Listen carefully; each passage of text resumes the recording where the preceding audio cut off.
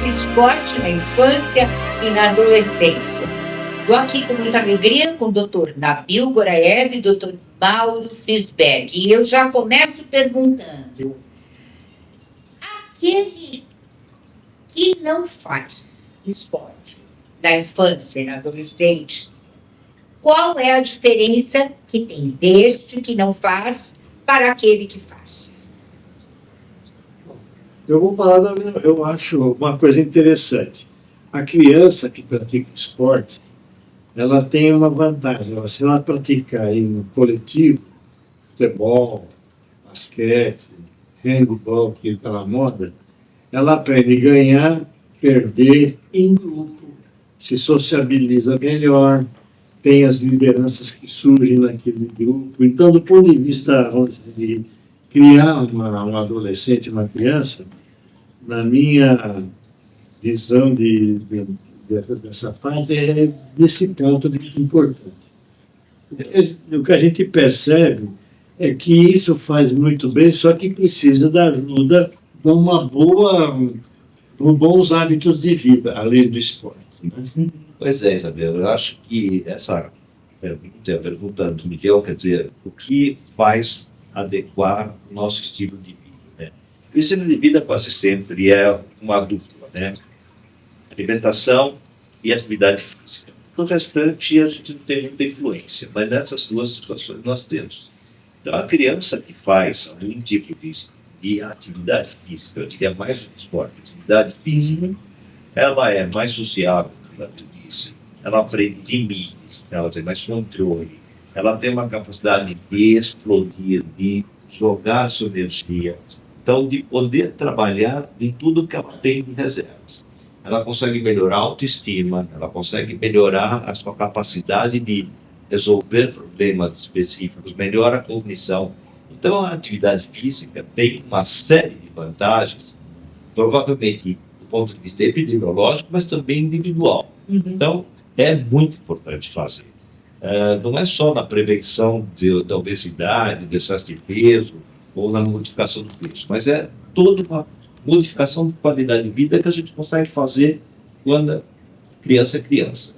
E à medida que ela vai passando, é cada vez mais difícil mudar esse estilo de vida. Isso que a gente precisa começar logo na infância. É interessante que tem um trabalho feito na Escandinávia que mostrou que aquela garotada que pratica esporte junto, crescendo juntos, ou na escola, geralmente na escola, quando eles se tornam adultos, cada um vai para um canto, as amizades que eles ganharam nesse esporte ajudam a influenciar o sucesso profissional na vida.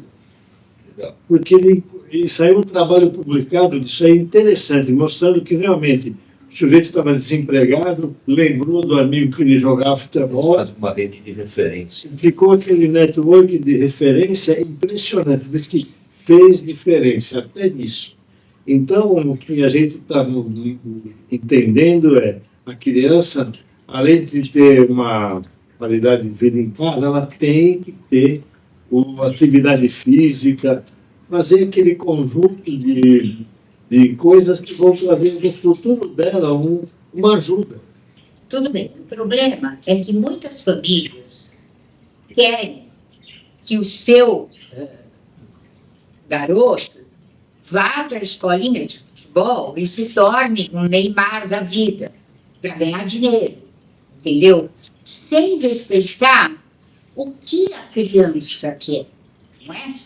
Porque realmente, atividade física, existem milhares de opções. Se você pensar, logo que a gente começa a vida, a primeira coisa que os pais querem é que a criança aprenda na natação, é a primeira coisa que eles colocam. Por quê? Bom, eu diria que é uma questão de sobrevivência. Eu acho que é muito importante que a criança realmente saiba nadar para poder sobreviver numa queda ou numa condição específica. Agora, isso não significa que ela vai ser uma atleta de natação.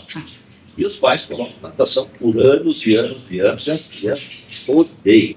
Né? Então, eu falo para os pais, gente, pergunta para ele o que ele quer fazer. Pergunta, você quer fazer natação? A resposta do consultório é invariavelmente é não. Eu falei, você já sabe nadar? Sei. Então sai e vai fazer outra coisa que você gosta. Porque senão você não vai manter. E uma coisa. Porque tem que ser uma coisa que a criança gosta. Você sabe que é, Isabel, uma coisa que a gente percebe, o pai, muitas vezes, ele quer fazer do filho aquilo que ele não foi. Exato. Então ele quer a imagem e semelhança dele. Eu joguei basquete, sempre joguei basquete, desde criança, porque era uma opção minha, porque meu vizinho jogava. Eu acabava indo no Clube Atlético Ipiranga, e lá joguei, depois joguei no Sírio, né? Muito bom. Mas meu filho não gosta de basquete. O que eu vou fazer? Ele gosta de Aikido, que é uma arte marcial. Então a gente tem que lembrar que o pai tem que facilitar a criança escolher o que ela quer. Então bota ela num clube ou numa academia onde ele pode escolher qual esporte. Não é aquele que o pai, eu quero que meu filho seja o João Fonseca, que ganhou 3 milhões de dólares em um ano com 18 anos. Não, eu também queria, só que não é assim. Os pais, na verdade, quando pensam no aspecto econômico, os meninos querem que seja jogador de futebol e as mulheres querem que seja modelo imaginário de índia da vida. Né? A gente trabalhou com modelo a vida toda e a gente sabe que cada 10 milhões de pessoas aparece uma Gisele, né? E a cada 10 milhões de jogadores aparece um Neymar. Então, do ponto de vista futebolístico. Aliás, nos últimos 15 anos só apareceu o Neymar. Neymar e mais nada, infelizmente. Então, assim, eu acho que a gente precisa pensar assim, a criança, ela precisa ter a possibilidade de exposição. E a exposição precoce, normalmente a gente coloca, por exemplo, numa escolinha de esporte. Ele vai fazer recreação. Mais do que fazer um esporte específico, ele vai aprender a fazer várias coisas. E aí a gente está colocando para aprender a socializar, vai aprender limites, vai aprender a respeitar regras e vai aprender a gostar de determinadas coisas. Ele vai escolher o que ele quer. Ele pode aprender a gostar de saltar, ou ele pode aprender a gostar de correr, ou ele pode gostar de jogar bola para cima, para baixo. Agora é interessante que eu tenho visto, às vezes, alguns pais, eu estou atendendo, ultimamente a gente tem tido a oportunidade de conhecer jogadores garotos em clubes de futebol. E a gente vê o pai vai assistir treino do filho quando deixam, por exemplo, lá no São Paulo Futebol Clube não pode entrar pai para assistir jogo. Treinamento é treinamento. Por quê? O pai acaba achando que o filho está sendo podado pelo técnico, outro que não sei o quê, quer dizer, atrapalha. A família atrapalha. Se é para pôr numa escolinha para escolher o esporte, qual é que ele tem mais aptidão, deixa ele e os amigos dele. De repente ele tem um amigo que, quer dizer, a afinidade não é só de amizade, mas do esporte, traz por amizade. Ninguém faz. Eu não vou jogar basquete sozinho se não tivesse 3, 4 vizinhos que jogavam. Falando sobre infância, eu vou lembrar da minha quando eu jogava futebol. Eu jogava Ponta direita ou ponta esquerda? futebol de salão. Salão. Eu era um cara extremamente esforçado. Eu não jogava mal, mas eu era extremamente esforçado. Eu era sub-10, mirim. Naquela época era mirim. E eu era pequeno. E quando eu passei pro infantil, eu era muito pequeno para o meu tamanho, para a minha idade. E aí começa a ter o desvio. E aí acho que é uma coisa interessante, as condições assim, o tamanho como requisito para fazer alguma atividade, né? Então hoje nós temos uma demanda muito grande de atletas muito altos, atletas em quase todos os esportes. Não tem mais nenhum grande esporte que você não tem que ser alto. Pois é, e aí assim, a gente aí tem as preocupações com peso, né? Então assim, um é para cima e o outro é ser magro, né? E aí na ginástica rítmica e na ginástica artística são... Isso você tocou num assunto e a gente tem visto jogadores de futebol, outro dia examinando a garotada de sub-14, sub-15, tudo acima de 1,80 m, mas não é possível. Eu perguntei, seu pai é alto? Não, tem 1,65 m. Porque teu avô? Tua mãe? Não. Eu estou indo no médico para tomar hormônio para crescer. Porque senão, se eu não crescer, eu não vou jogar.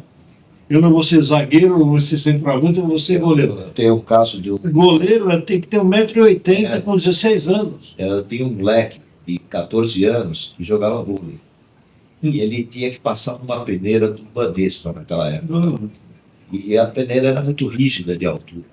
E ele tinha 2 centímetros a menos, só que ele já era pobre total, não tinha mais como crescer. E ele acabou vindo no consultório porque o pai queria que ele crescesse.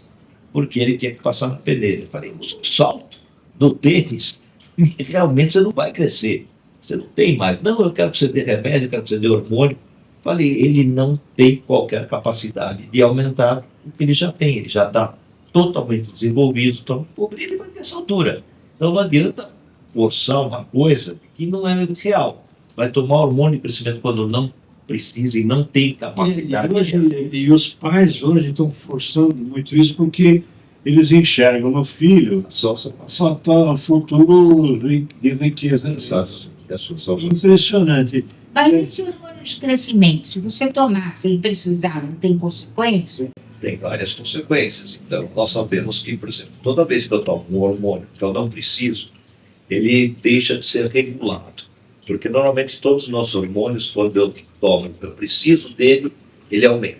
Quando eu tenho mais do que preciso, ele regula, diminuindo a sua capacidade. Quando eu tomo sem necessidade, eu estou meio preocupado. Ele fica apaixonado por você. Ele gosta da minha camisa. Então, Não, é de você. toma um hormônio.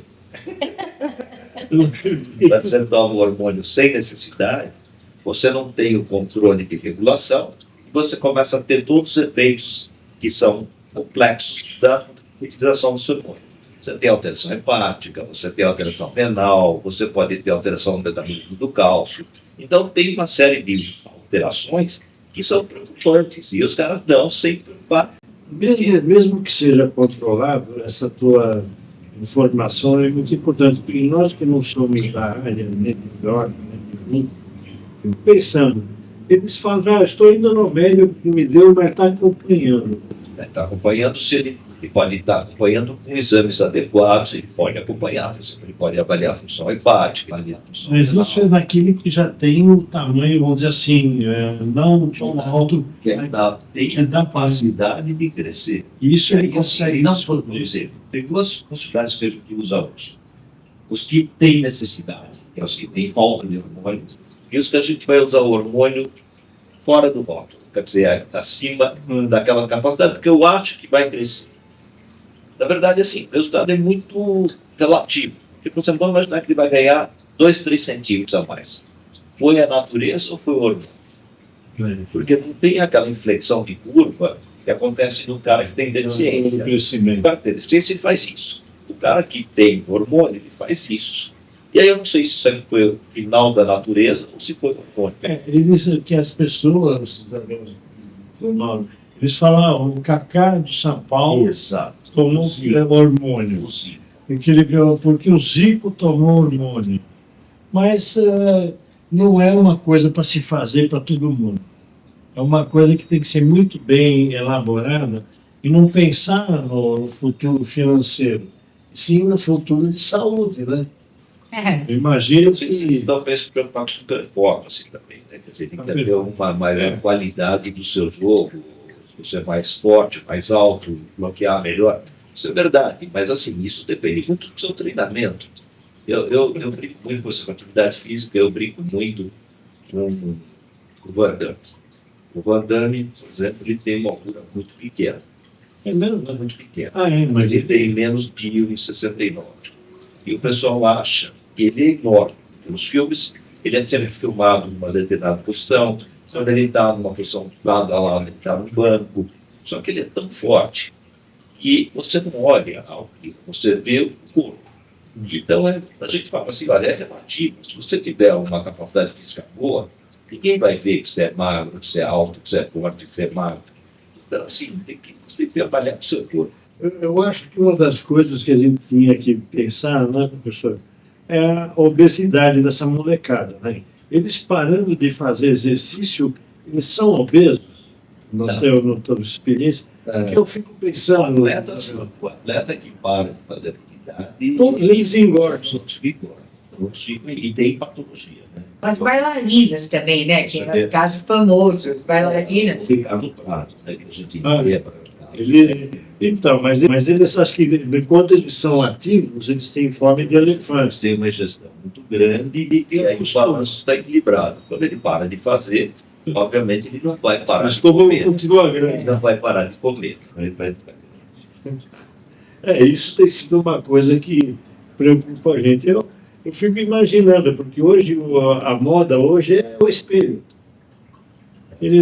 Todo mundo olha para o espelho, como se fosse. E tem uma autoestima muito delicada, né, que é lidada pela moda. Né? Então, assim, se a moda é ser magro, você é magro. Se a moda é ser você sarado, você é sarado. E o pessoal quer ganhar dinheiro hoje na mídia, nos influencers, então eles ficam vendo aquelas pessoas que são, eu não sei nem se é verdade, aquilo assim é Photoshop, né? Cada pessoa assim gigante. Gigante. As meninas e os meninos. Né? Não dá para entender de onde que eles conseguiram se cartologia. E aquilo fica como marcação. Eu tenho uma filha de 16 anos, ela, graças a Deus, ela vai se contratar com 1,70 m. É o perfil dela. Ela começou a ir na Santa Casa, porque ela ia ficar mocinha com 9 anos. Aí fizemos o tratamento para ela. Com isso ela ganhou o tamanho que ela ia ganhar. Não mais do que ela Foi isso, tem né? potencial. Então, Chegar ao máximo do nosso isso que é o certo, né? E aí não adianta ficar tomando hormônio Não, de você crescimento. não cresce mais do que o seu potencial. Você tem potencial, você vai conseguir, melhorando sua Mesmo com alimentação, os melhorando a hormônios e qualidade de vida, melhorando os hormônios, melhorando tudo, você vai chegar ao seu potencial. Você não tem capacidade de extrapolar o potencial. Não tem milagre mesmo. Não tem. Tem milagre. Muito bom, pessoal. Muito obrigada, doutor Nabil. Muito obrigada, doutor Fisbert.